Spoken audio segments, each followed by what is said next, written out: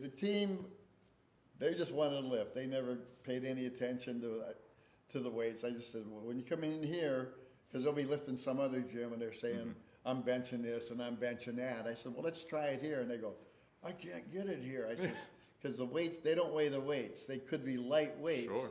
Because the one guy one day, he went up to another gym and he was benching around 300. And he went to his other gym and got 300 for 5 reps. I says, okay, it probably weighed 280 or something because the weights don't weigh right. So I've always tried to make sure the weights are within a quarter pound. Yeah. All the time. If they weren't, because some of the castings that come back, they'd be anywhere from 44 to 47. Yeah. So I always had to machine them to get them down right.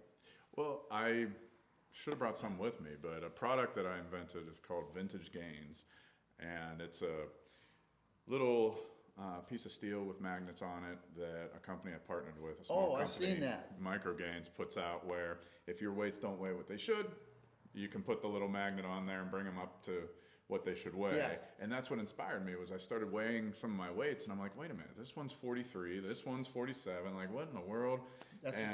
Even though I wasn't competing in anything at the time, I just wanted to know that when I set a PR, it really was what it was. Yes. So not to do too much of a commercial for my product, but it resonates with me what you're saying as far as sometimes people don't realize that just because it says 45, it might not be 45. See, and that's good. People should pick those up because you want to know what you're lifting. Exactly. But getting back to what you were doing at the time, one of the things that differentiates the Jackson weight plates that were made with Andy versus the ones with you is lathing on the back versus the front.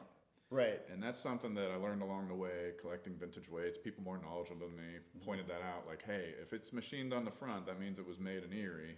Yeah. Or sold by the company once it was in Erie. So then what led to that?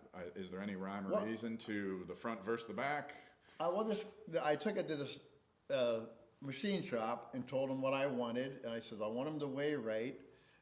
And we figured out a way to weigh them and machine them.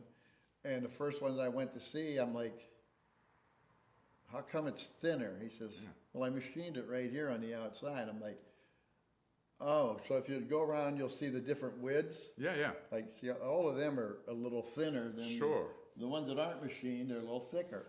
And that's just the way he did it there. Gotcha.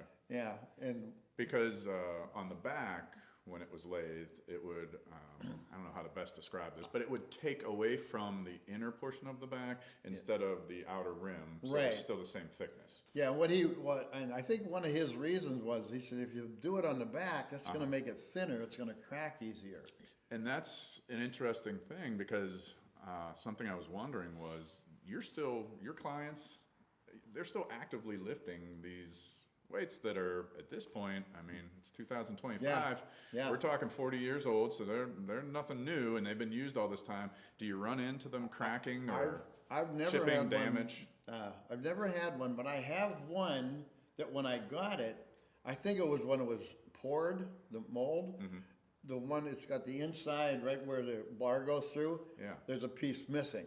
Oh, okay. So it's like a casting flaw. Yeah, and if you look at it, it's not a chip, it's the way it's made. It's rough. Oh, interesting. Okay. And there's only one like that, but no, I've never had a broken Jackson ever. Because over the years, hearing about you and hearing about your gym, there's been collectors that have sent me videos of like, oh my gosh, you got to see this. Like, look, this guy's like deadlifting, 500 some pounds, and they're all Jacksons. Yeah. Can you believe it? Like, aren't they gonna crack when he puts them down or something? I'm like, I guess not. No, I never even thought of it because they never broke. Yeah. But I've had. So maybe that has something to do with it, the machining on the front versus the back and it not being as thin.